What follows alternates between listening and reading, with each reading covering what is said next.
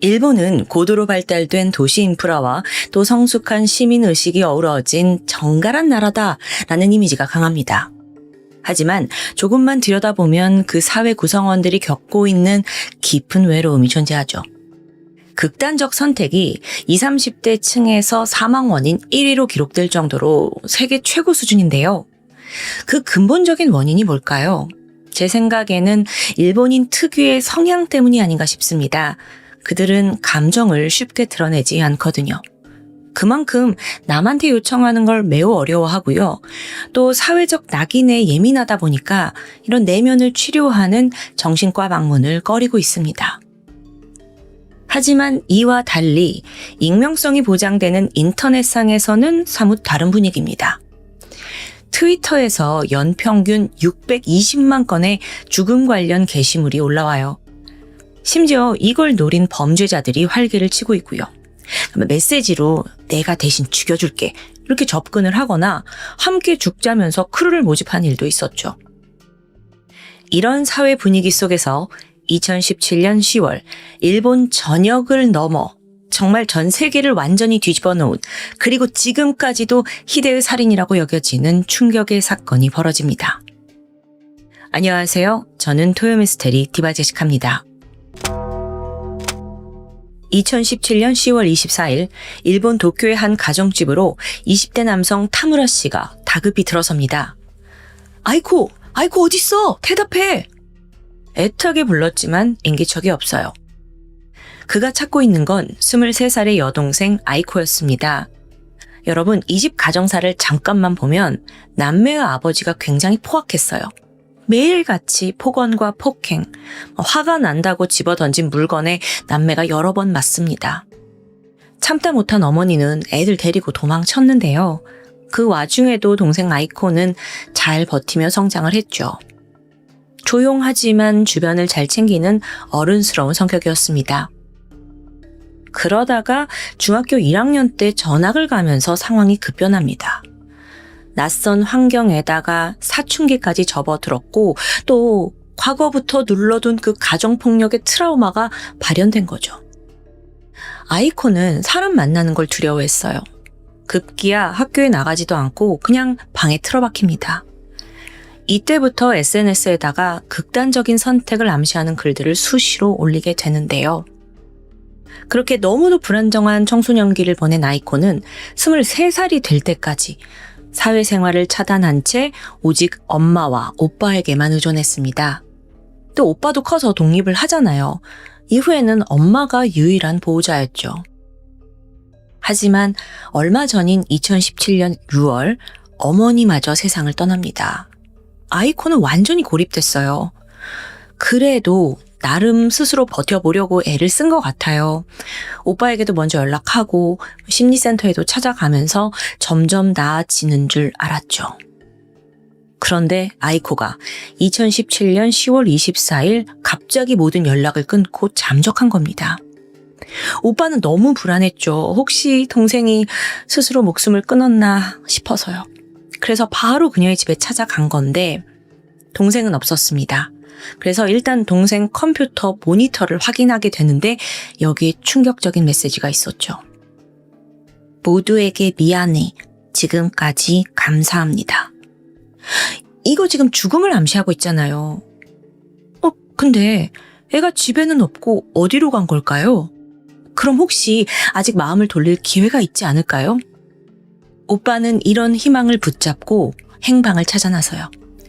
가장 먼저 한 건 동생이 매일 접속하던 그 트위터에 들어가 봤죠. 그래서 계정에 로그인을 하니까 수많은 게시물과 메시지가 뜹니다. 하나하나 읽던 중에 아주 수상한 계정을 하나 발견했죠. 아이디가 뭐였냐면 시니타이예요. 이걸 해석하면 죽고 싶다는 뜻이죠. 동생은 그와 100번 이상 연락을 주고받으면서 여기서 죽음의 방법과 장소를 논의했습니다. 결정적으로 마지막 대화는 10월 23일인데 가나가와현 소부다이에마 역에서 만나자라는 약속을 잡았더라고요. 오빠는 우선 여기까지 발견하고 경찰에 신고를 접수해요. 그리고 또 급한 마음에 자체적으로 트위터에 공지를 띄웠죠. 여동생과 연락이 되지 않습니다. 아무래도 청부업자랑 연락을 주고받은 것 같아요. 그런데요. 이걸 올리고 나서 머지않아 30대 여성 A씨에게 메시지가 옵니다. 자기도 비슷한 일을 겪었다는 거예요. 내용을 보니까 10월 중순쯤이었어요. A씨는 쿠비츠리시라는 아이디로부터 동반 죽음을 권유받았습니다. 이 아이디 일본어를 해석하면 목을 매달아 주는 사람이에요. 의미심장하죠. 근데 A씨와 이 두 남자가 논의를 한 끝에 10월 21일 날 만나기로 했다요. 그 장소는 가나가와현 마치다역이었고요. A씨에 따르면 그날 마지막으로 식사를 같이 하고 남성의 집에 가서 함께 생을 마감할 계획이었다고 합니다. 그렇게 딱 D-Day가 되었는데 A씨가 이 남자를 직접 만나보니까 어딘가 석연치 않습니다. 남자는 나도 사실 죽음을 많이 생각했다라고 말은 하는데 아니 그런 징후가 보이지 않는 거예요. 예를 들어서 식당에 갔는데 이 남자가 식탐이 되게 강해요. 그래서 막 허겁지겁 막 먹는 거예요. 아니 보통 이제 죽음까지 생각하면 막 우울감에 빠져 있고 그래서 그렇게 식욕이 많지 않거든요. 여기서 이질감을 느낀 거죠. 그래서 A씨가 이거 좀 수상하다 싶어서 약속을 파기하고 바로 집으로 돌아갑니다. 자, 여기까지 파악한 오빠 타무라 씨는 상황들을 좀 맞춰보기 시작해요. 근데 앞서 동생 아이코에게 연락한 건 시니타이라는 계정이었잖아요. 근데 A씨가 만난 계정과는 달라요. 근데 또 약속 장소는 비슷한 듯 다르고요. 여기 다르니까요. 그렇다 해도 이렇게 가까운 시기에 트위터에서 동반 죽음을 유도하는 남성이 둘이나 있을 수 있을까? 오빠 타무라 씨는 묘한 위화감이 들었죠. 그래서 일단 A씨가 보내준 그 대화 내역을 천천히 살펴보게 됩니다. 그러자 반복적으로 등장하는 문구가 있었어요. 고통 없이 죽게 해줄게. 만날 거면 역 근처에서 보자. 너 외롭지? 내가 도와줄게. 어라? 이 문구가 다 똑같아요. 그래서 오빠가 더 파헤쳐 보니까 이 두 계정에 연결된 메신저 아이디가 일치합니다. 바로 여기서 동일범이라는 게 확신되는 순간이었죠. 즉각 타무라는 경찰에게 정보를 건넸어요. 수사관도 딱 보니까 심상치 않잖아요. 그래서 바로 남성의 신원을 조회했죠. 그렇게 드러난 인물은 26살이던 시라이시 타카히로였습니다. 앞으로는 타카히로라고 부를 텐데 신원이 드러났고 바로 주소지 찾아가요. 근데 아버지가 나오더라고요. 아들 2달 전에 이사 갔대요. 근데 어디로 갔는지 모른다는 겁니다. 경찰로서는 지금 타카히로의 행방을 찾을 수가 없는 상황이었죠. 그래서 일단은 수사 방향을 좀 바꿔서 실종된 아이코의 동선을 쫓기 시작합니다. 우선 CCTV를 확인해 보니 10월 23일 그날 오후 2시 47분쯤 소부다이에마 역에서 두 사람이 만난 게 포착됐어요. 그래서 도쿄 경찰이 지역 경찰에다가 연락을 해서 공조수사 해달라 요청을 해요. 근데 여기서 뜻밖의 사실이 전해졌죠. 지역 경찰도 지금 타카히로를 추적하고 있다는 거예요. 더 충격적인 건 지금 이 지역인 가나가와현 외에도 후쿠시마현, 사이타마현에서 발생한 또 다른 실종 사건들과 그가 연루되어 있다라는 정황이었습니다. 뭐야? 그럼 이거 혹시 연쇄 살인 사건이야? 수사팀은 일제히 긴장하기 시작했죠. 추후 실종과 또 살인을 막기 위해 반드시 타카히로가 어디 있는지 찾아내야 합니다. 하지만 문제가 있었죠. 소부다이에마 역에서 만났잖아요. 근데 그 주변이 그냥 평화로운 주거지입니다. 그러니까 CCTV가 많지 않았어요. 심지어 유동인구도 적어서 목격자가 나오질 않는 거예요. 도대체 이 남자 어떻게 추적을 하지? 여기서 경찰이 떠올린 묘안은 A씨에게 도움을 요청하는 겁니다. 다행히도 그녀가 흔쾌히 수락을 해줬죠. A씨가 다시 한번 앞서 연락했던 그 쿠비츠리시 계정에 연락을 취했어요. 내가 마음 먹었다. 내 죽음을 도와달라. 라는 그런 미끼를 던진 거죠. 10월 30일 마치다역에서 만나기로 약속해요. 그날 형사들이 주변에 잠복을 했고요. 타카히로가 나타나기를 숨죽여 기다렸죠. 그리고 잠시 후 드디어 그가 모습을 드러냅니다. 물론 A씨를 직접 만나게 하는 건 너무 위험해요. 그래서 이때 A씨가 나 못 나가겠다. 미안하다. 맘 바뀌었다. 하면서 바로 약속을 취소했고요. 경찰은 타카히로가 다시 집으로 돌아가는 그 순간을 노리기로 합니다. 형사들이 잠복하면서 그를 쳐다보고 있는 걸 전혀 모른 채 타카히로는 가나가와 현에 있는 한 다세대 주택으로 들어갑니다. 바로 뒤를 이어서 형사들이 띵동 초인종을 누르고 대화를 시도했죠. 경찰입니다. 주변에 실종자가 있어서요. 몇 가지 질문 좀 드려도 될까요? 그러자 타카히로가 순순히 문을 열어요. 그 순간 형사들이 우르르 밀어붙이면서 내부로 들어갔고 바로 그를 체포할 수 있었죠. 그렇게 드디어 타카히로를 검거했는데요. 그런데 집 안에 들어선 경찰이 뭔가 수상함을 감지해요. 일단 이 집 구조는 상당히 좁은 복층형 원룸이었어요. 근데 이 공간 안에 대형 아이스박스 3개와 또 거대한 수납 상자 8개가 빼곡하게 차 있는 거예요. 이거 누가 봐도 너무 기이하잖아요. 형사들조차 불안한 눈빛을 주고받았고요. 결국 아이스박스 하나를 먼저 열게 되는데 딱 보니까 안에는 고양이 화장실용 모래 있잖아요. 그게 가득 있더라고요. 이거였나? 별거 아니었나? 싶어서 넘어가려던 그때 갑자기 여기서 강한 표백제 냄새가 풍겼습니다. 이거 이상해요. 그래서 수상함을 느낀 형사가 모래를 살짝 걷어냈거든요. 그랬더니 그 안에서 반쯤 미라화된 사람의 머리가 등장합니다. 형사도 놀라서 움찔했죠. 그런데 직감적으로 이 공간을 보니까 뭔가 더 있을 것 같아요. 그래서 뒤적뒤적 모래를 파헤쳐 보니까 뭔가가 손에 탁 걸립니다. 그걸 끄집어내니 또 다른 머리였어요. 이 충격이 가시기도 전에 손에 또 뭐가 잡힙니다. 그것 또한 사람의 머리예요. 와, 지금 한 아이스박스에 3개의 머리가 있어? 순간 경찰은 나머지 아이스박스에 시선을 꽂았죠. 설마 저기도? 수사관들이 모두 달려들어서 아이스박스를 열었고요. 네, 예상대로 한 박스에 총 3개씩 머리가 발견됩니다. 그렇게 찾아낸 머리가 무려 9개에 달해요. 뿐만 아니라 그 옆에 대형 수납 상자들이 있었잖아요.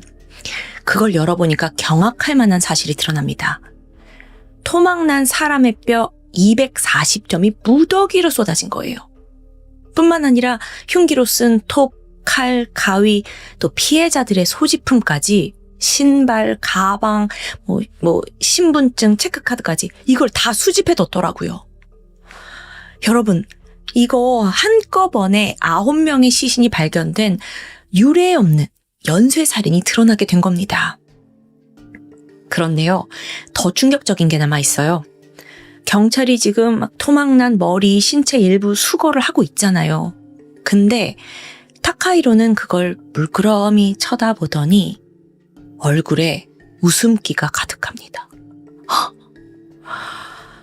자, 현장은 아수라장이었어요. 수많은 경찰 병력이 왔고 과학수사대가 들어와서 조심스럽게 시신 옮기고 증거를 막 수집하고 있습니다. 근데 타카히로는 약간 옅은 미소를 머금고 의기양양하게 경찰차에 오르는 거예요. 마치 이 모습은 뭔가 희대의 살인마가 된 듯한, 그리고 거기에 도취된 듯한 모습이었어요.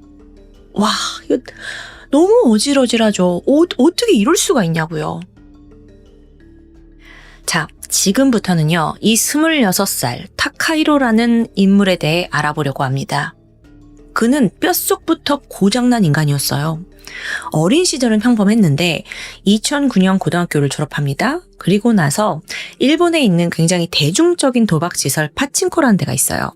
여기에서 일을 하게 되는데 어떤 일이냐면 거기 온 손님들 잔심부름을 해주는 거예요. 그리고 또 간간히 잭팟을 터트린 고객들에게 팁을 받는 정도였죠. 벌이는 결코 많지 않았습니다. 그래서 좀 더 쉽고 빠르게 큰 돈을 벌고 싶던 타카히로는 불법적인 방법을 선택하게 되죠. 여러분, 일본에서는 소위 스카우터라고 불리는 직업이 있습니다. 불법적인 직업이에요. 얘네들이 트위터에 가서 또는 채팅 앱에 가서 10대, 20대 어린 여성들을 유인합니다. 그리고 얘네들을 이제 풍속업소, 그런 업소에다가 팔아 넘기는 일을 하는 거예요. 그러니까 성매매 알선업자예요. 근데 이게 수입이 꽤 짭짤했습니다. 잘 하고 있다가 2년 만에 덜미를 잡혔고요. 이 일로 징역 1년 2개월에 집행유예 3년을 선고받게 되죠. 다행히 감옥에 가는 건 피했습니다. 이후 타카히로는 아버지 집으로 들어갑니다. 다 큰 성인이었지만 매달 용돈을 받으면서 기생하는 삶이에요. 독립을 하고 싶어도 일자리가 없고 돈도 없고요. 스카우터 일 다시 하고 싶긴 하지만 또 걸리면 가중처벌을 받는 상황입니다. 바로 이때 타카히로가 절묘한 아이디어를 떠올려요. 자기 경험상 정신적으로 좀 불안한 여자애들은 조금만 잘해줘도 막 간도 쓸개도 다 빼주더라고요. 자긴 이걸 이용하면 되겠다 생각한 거예요. 특히나 일본 트위터에는요, 나 죽고 싶어요 징징대는 애들이 깔려 있었어요.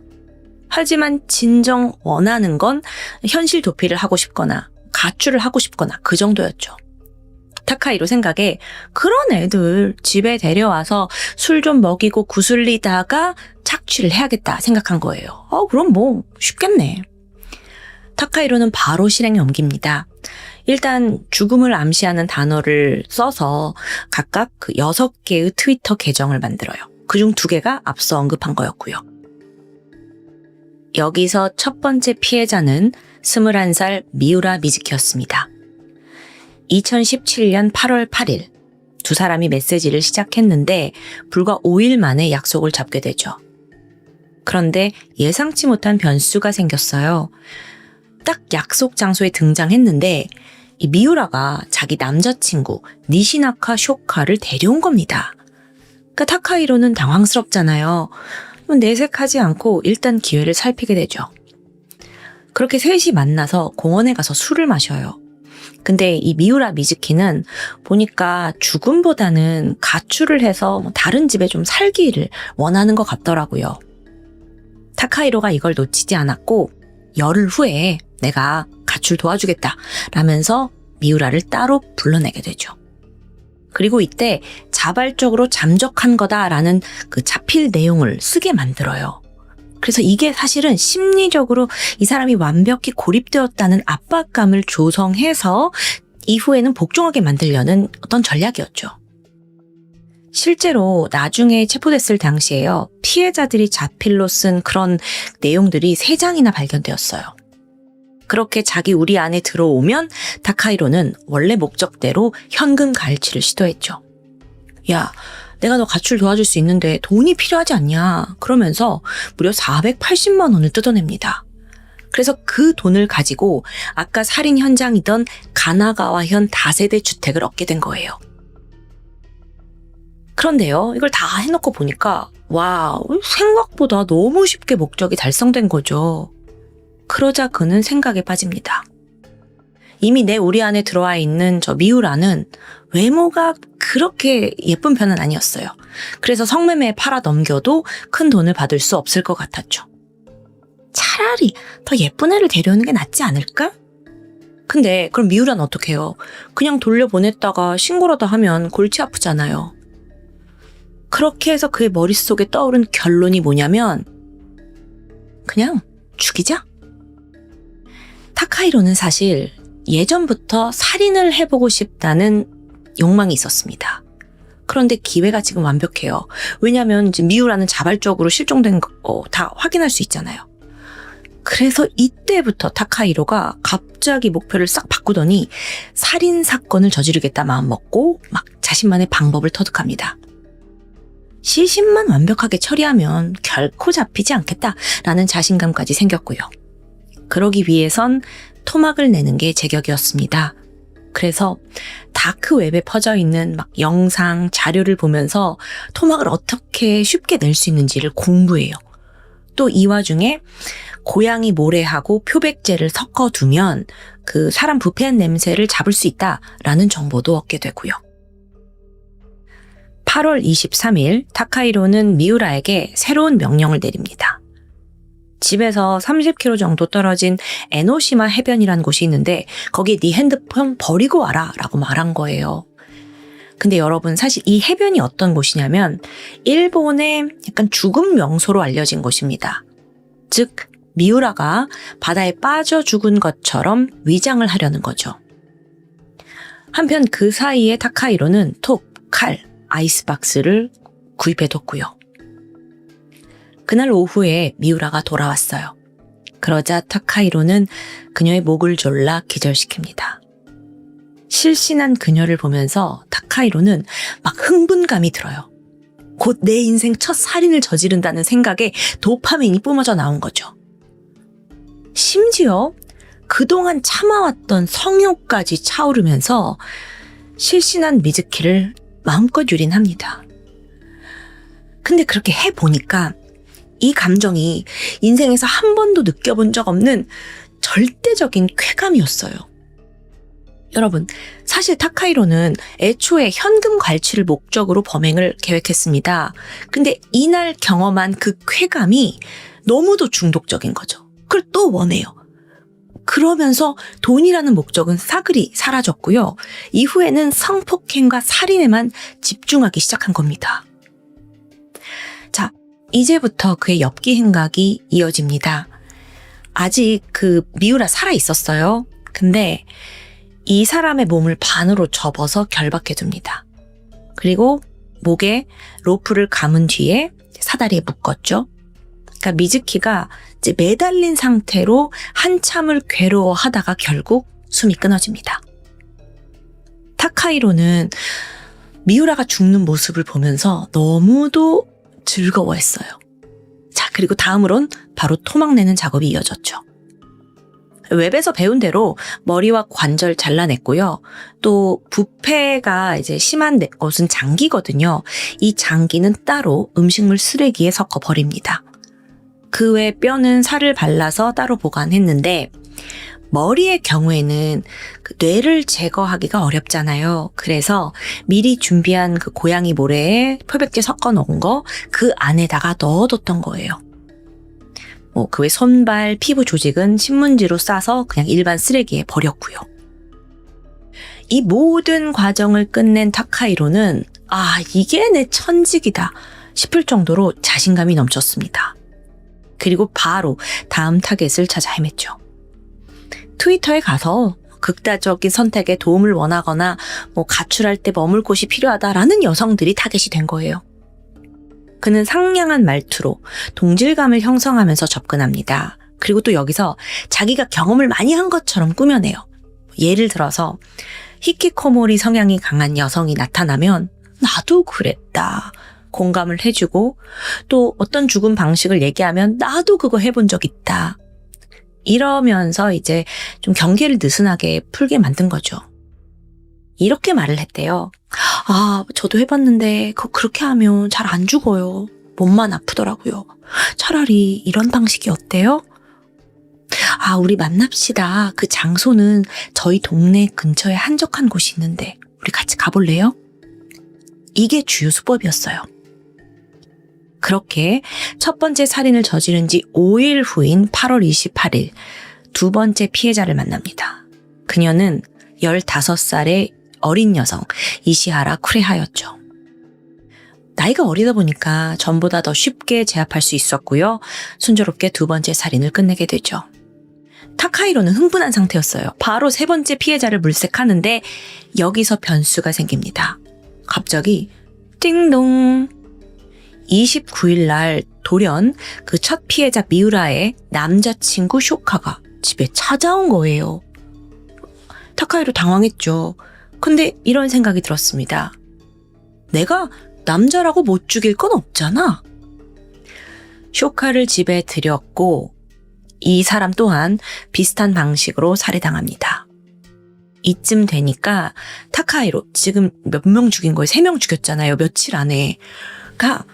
완전 자기는 살인을 너무 잘하는 사람이다. 이건 천직이다. 막 느껴진 거예요. 정말 일주일 만에 3명이 죽었어요. 이건 전례 없는 속도고요. 그런데 이후에 타카히로는 약 15일간 몸을 사리는 기간을 갖게 됩니다. 동태를 살핀 것 같아요. 자, 근데 여기서 아니 뭐 경찰이 추적하기는커녕 실종 신고도 접수되지 않는 거예요. 잠잠합니다. 이거 그렇다면 내가 번거롭게 애들을 극단적인 죽음으로 위장할 필요도 없지 않을까? 이때부터 타카히로는 자기 집에 발을 들이는 여성들을 연속적으로 살인합니다. 9월 10일부터 10월 23일까지 한 달 남짓 기간이거든요. 총 6명이 추가로 살해당했죠. 이걸 좀 전체적으로 정리를 해보면 타카히로는 총 24명과 컨택했어요. 그리고 이 중 13명이 만남에 응했습니다. 그리고 결국 타카히로 집에 왔던 9명이 모두 살해당하게 된 거죠. 참고로 마지막 피해자가 바로 아이코였습니다. 이 사건의 인트로에 등장했던 여동생 아이코요. 타카히로는 그녀를 딱 만났는데 굉장히 귀여운 인상인 거예요. 그게 마음에 들었대요. 그렇다고 살려둘 생각은 아니었죠.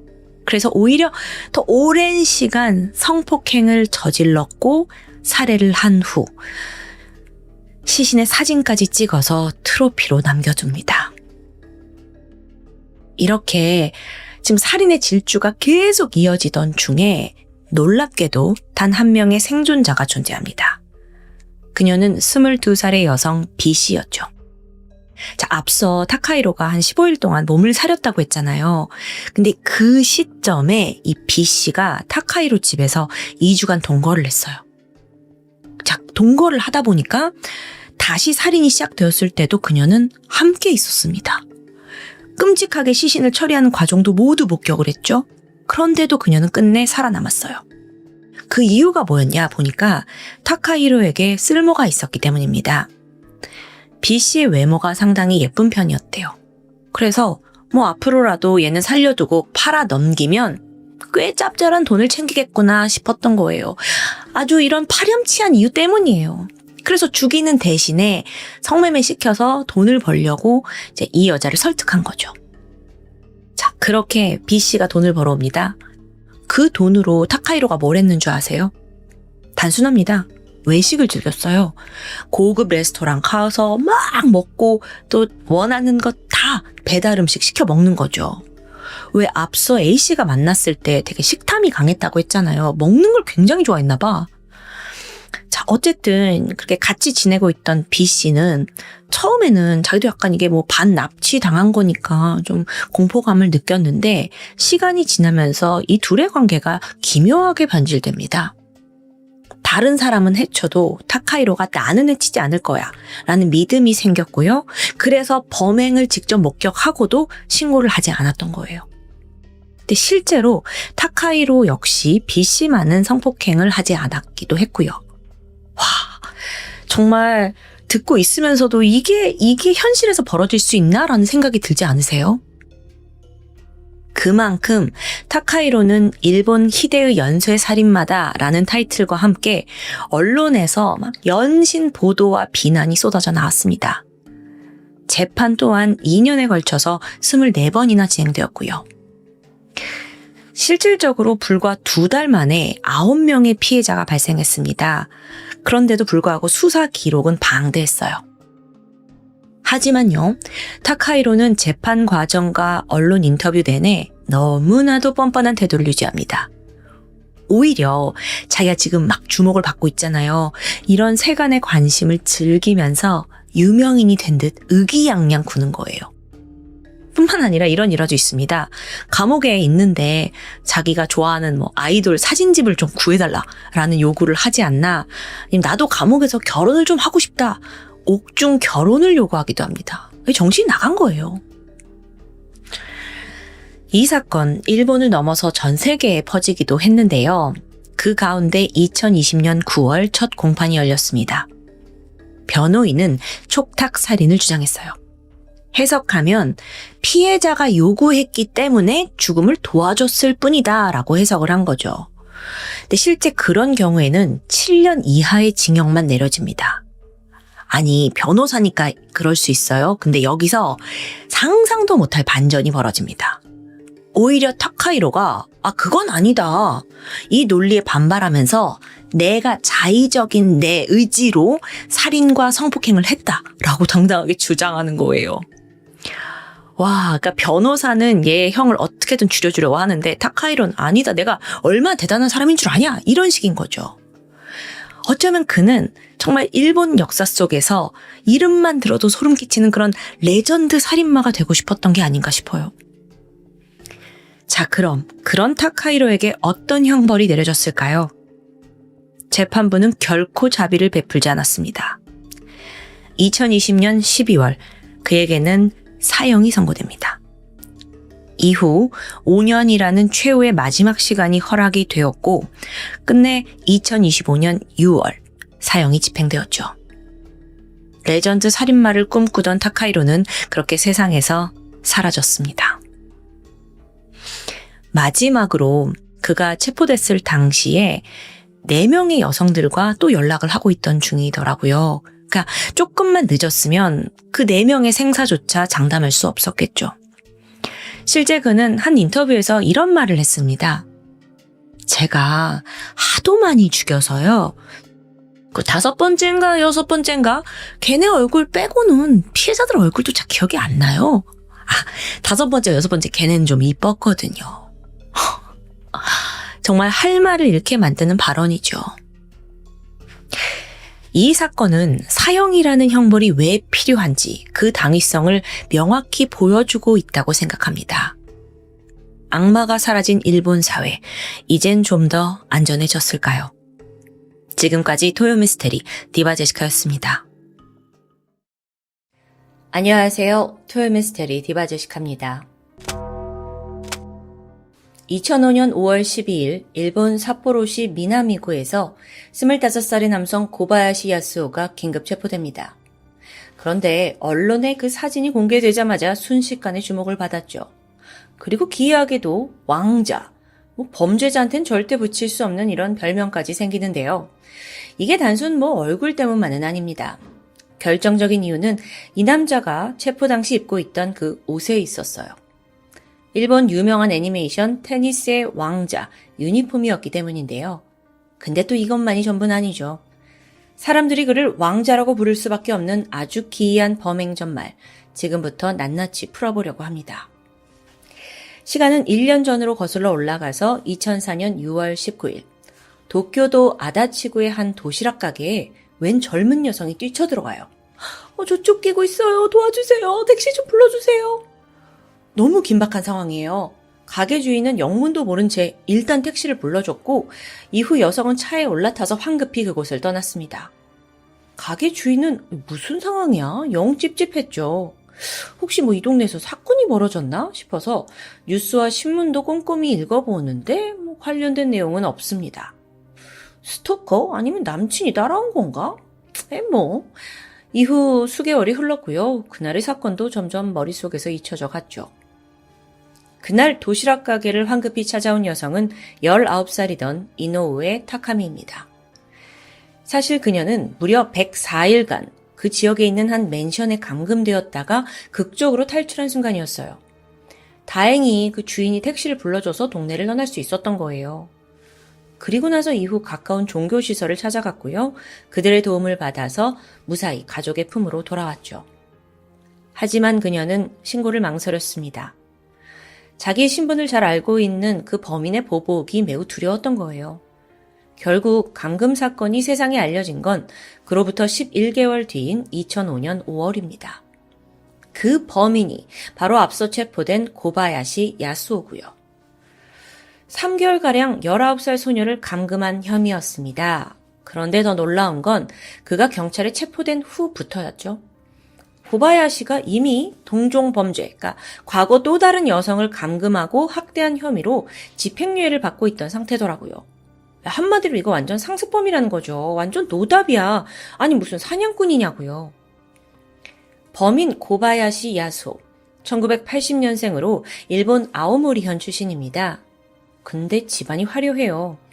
일단 친할아버지는 전 경찰서장, 그 당시에 2개의 보육원을 운영하면서 부유한 은퇴 생활을 하고 있었죠. 아버지도 대단한데 전 국회의원, 또 그 당시엔 세무사 사무실을 운영하고 있었고요. 어머니는 또 교사입니다. 삼촌 역시 정계에서 잔뼈가 굵은 정치인이고요.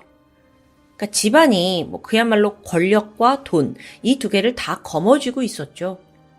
이런 엘리트 집안에서 자란 고바야시는 그야말로 금지옥엽 귀하게 성장합니다. 어떤 삶을 살았는지 좀 단적으로 보면 초등학교 때 한 달 용돈으로 100만 원 정도 받았고요.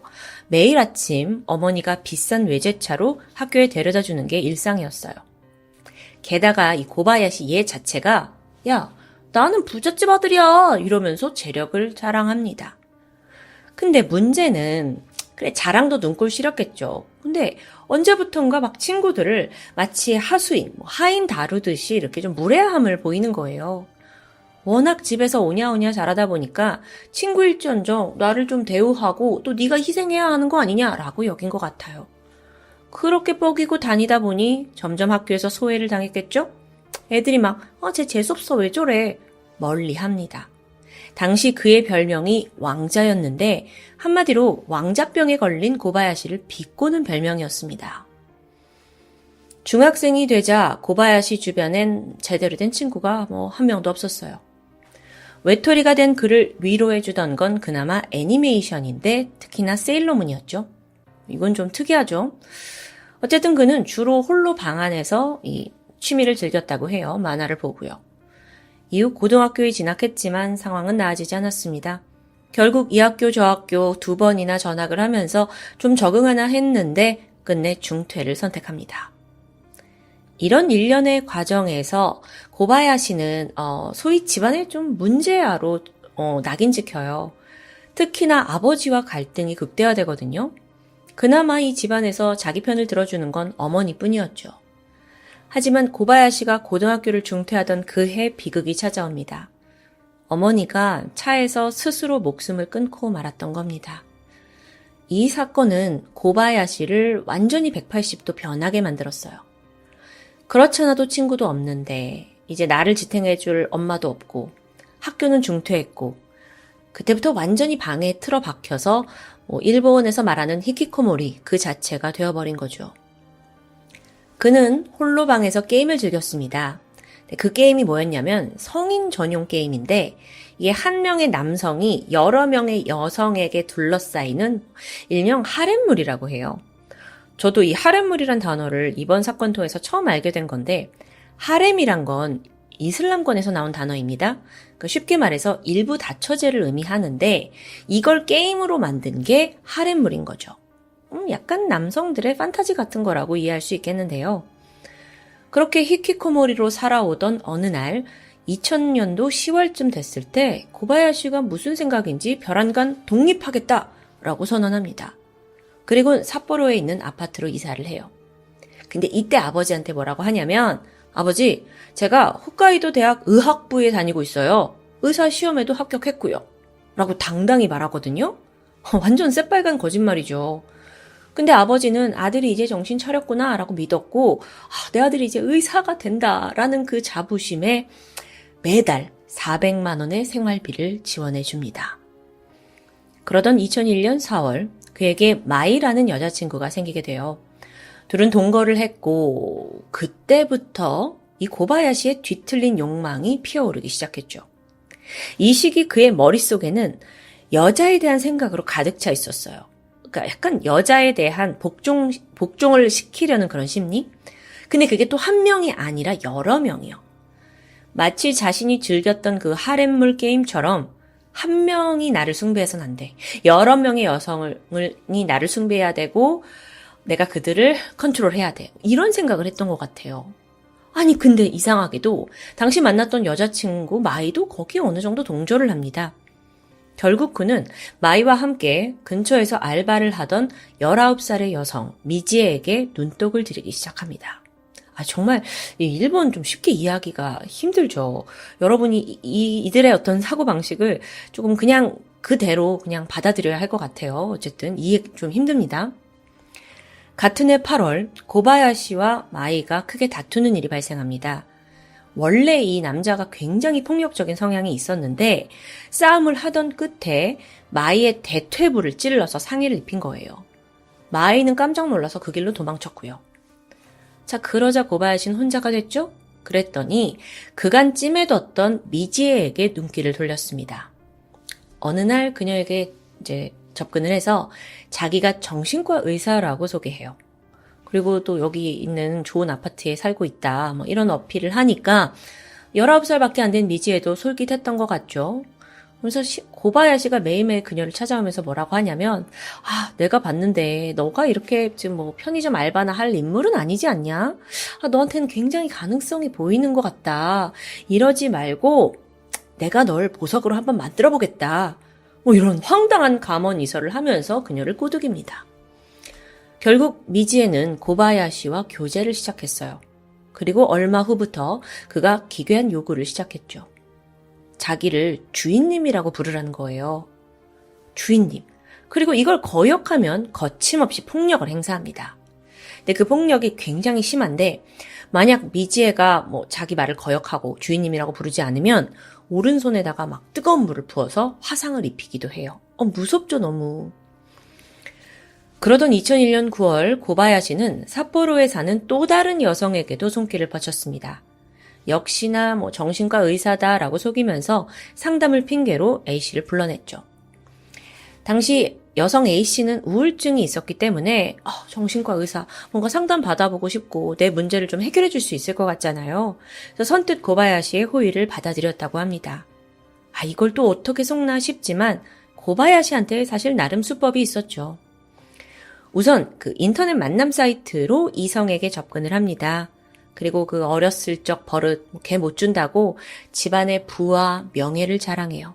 나 이런 집안 출신이다. 우리 아버지는 뭐 하시고 우리 할아버지는 뭐 하시고. 게다가 또 의사 시나리오까지 나오니까 좀 쉽게 이성의 호감을 산 것으로 보입니다. 하지만 여성 A씨가 정신상담을 이유로 고바야시 아파트에 들어온 순간 지옥이 시작됩니다. 바로 현관 걸어 잠그고 협박해요. 밖에 나가면 죽여버리겠다고요. 그렇게 감금이 시작되고 그게 무려 2주간이나 이어졌죠. 와, 고바야시는 여성을 완전 놀이개로 삼았습니다. 특히나 고문을 즐겼는데 때리는 건 아무것도 아니고요. A씨 몸을 담배로 치지고 뜨거운 물을 붓고 고통을 주는 거예요. A씨는 죽을 것 같죠. 근데 아까도 감금을 2주 했다고 그랬는데 2주 정도가 지나자마자 고바야시가 뭔가 지겨움을 느꼈는지 야, 너 이제 나가 하면서 그녀를 순순히 풀어줍니다. A씨가 즉각 경찰서로 달려갔고 그렇게 범죄가 세상에 드러나게 돼요. 고바야시는 체포됐습니다. 근데 또 짱구를 굴리는 거예요. 자기가 평소 심각한 정신 문제를 겪고 있다라는 주장입니다. 심신미약으로 죄를 회피하고자 한 건데요. 게다가 여기에 고바야시 아버지까지 나서서 이 피해자 가족들에게 내가 얼마나 합의금 주면 되겠냐? 그 돈으로 매수하려고 들었죠? 결국 그들에게 1억 원이 넘는 돈을 준 끝에 고바야시에게 내려진 처벌은 징역 3년에 집행유예 5년. 그러니까 감옥은 안 갑니다. 그는 다시 사회로 나왔습니다.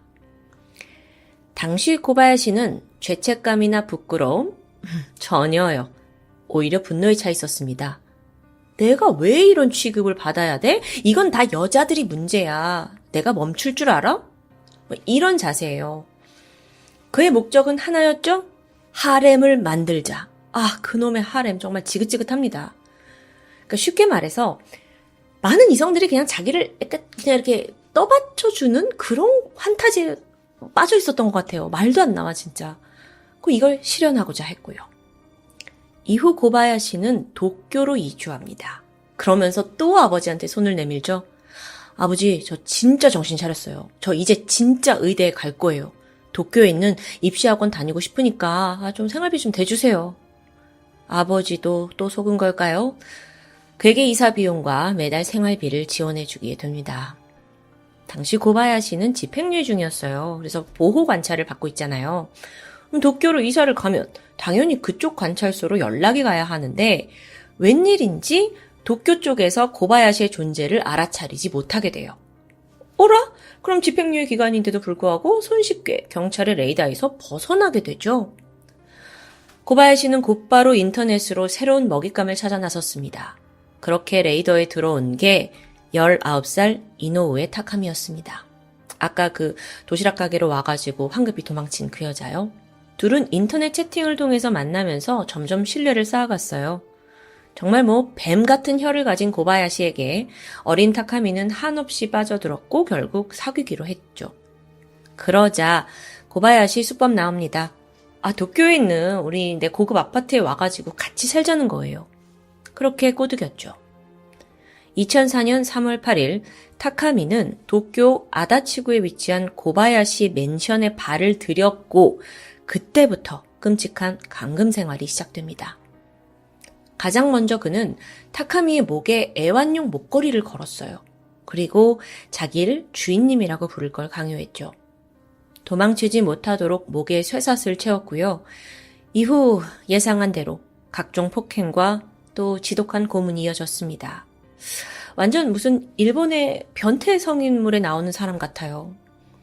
물론 피해자 타카미가 수차례 탈출을 시도했죠.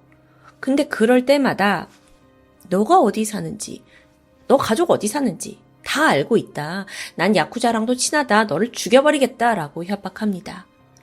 사실 이런 내용이 좀 구체적이었던 것 같아요. 네가 이 집 문 밖을 나가는 순간 내가 고용한 사람들이 지키지 않을 것 같냐. 다 쫙 깔려 있는데 넌 어차피 도망 못 간다. 이렇게 주입하니까 타카미가 겁을 먹은 거죠. 그렇게 무려 104일이 흘렀습니다. 근데 또 이번에도 고바야시가 먼저 질렸어요. 재미없어. 어느 순간부터 고문도 좀 느슨해지고 감시도 잘 안 합니다. 그래서 이걸 놓치지 않고 타카미가 미친 듯이 탈출에 성공하게 된 거예요. 가게에 도움을 요청했고 극적으로 집에 돌아갑니다. 근데 신고는 바로 안 했잖아요. 왜 더 빨리 신고하지 않았나 싶은데 당시 그녀의 상태가 굉장히 좋지 않았습니다. 너무 심각한 트라우마를 겪어서 딱 부모님을 봤는데 엄마를 첫눈에 알아보지 못했을 정도라고 해요. 게다가 야쿠자를 풀어서 가족까지 죽인다. 이 협박에서도 벗어나지 못했기 때문에 신고하기까지 너무 두렵다, 안 하고 싶다 하면서 11개월이라는 시간이 걸린 거죠. 2005년 5월 10일 고바야시는 또다시 감금치상 혐의로 긴급 체포됩니다. 근데 사실 여러분, 오늘 제가 말씀드린 이런 일련의 사건 외에도 미성년자를 호텔에 3일 감금하고 성폭행, 또 23살 여성을 자택에서 10일간 감금한 혐의, 이게 다 포함되어 있어요. 그렇게 총 4건의 혐의로 기소된 거죠. 이거 완전 미친놈이에요. 그가 계속 벌이고 있는 이 납치 범죄에는 공통점이 있습니다. 자기를 주인님이라고 불러야 하고요. 그리고 또 이 피해자에게 뜨거운 물을 붓거나 담배로 지져서 그런 고문을 하면서 자기가 쾌락을 느끼고요. 또 여기엔 성폭행과 폭력도 동반됩니다. 심지어 절대로 나를 배신하지 않겠다라는 서약서를 쓰게 했다는데 이걸로 봤을 때 한 여성을 어떤 인격체로 보는 게 아니라 자신의 노예나 게임 캐릭터 정도로 여긴 것 같습니다. 이런 사건의 진상이 낱낱이 알려지면서 당연히 대중의 비난이 이어졌어요. 그렇게 그에게는 정확히 감금 왕자라는 별명이 붙게 되죠. 공교롭게도 체포 당시 입고 있던 옷에 어린 시절 별명에다가 또 상습적 여성들을 감금하는 수법까지 합쳐져 있었잖아요. 그 결과였던 겁니다. 그런데 재판이 진행되면서 그렇게 순조롭게 진행되지 못하죠. 또 심신미약 주장하는 거예요. 플러스 정신분열증이 있다면서 정신과 치료 내역까지 제출합니다. 아마 이 정도는 이제 미리 준비해놨던 것 같아요. 이미 한 번의 경험이 있으니까요. 근데 실질적으로 그는 집행유예 기간이었던 거 기억하시죠? 훨씬 더 불리한 상황에 법이 호락호락 넘어가 주지 않았죠. 2007년 10월 도쿄 지방법원은 그에게 징역 14년 실형 판결을 내렸습니다. 재판장이 양형 이유에 대해 이렇게 밝혀요. 여성들의 인권 무시하고 절망과 공포 속으로 몰아넣었다. 학대와 성적 폭행을 반복한 죄의 무게를 느끼기 바란다. 그가 죗값을 온전히 치렀다면 지난 2021년 고바야시는 다시 일본 사회로 나왔을 겁니다. 과연 하렘을 꿈꾸던 그 뒤틀린 욕망 덩어리가 지난 14년간 아니면 반성은 고사하고 과연 바뀌었을까요? 어쩌면 감금 왕자라는 타이틀마저 자랑스럽게 생각한 건 아닌지 아주 지긋지긋한 인물이었습니다. 여러분의 생각은 어떠신가요? 지금까지 토요미스테리 디바제시카입니다.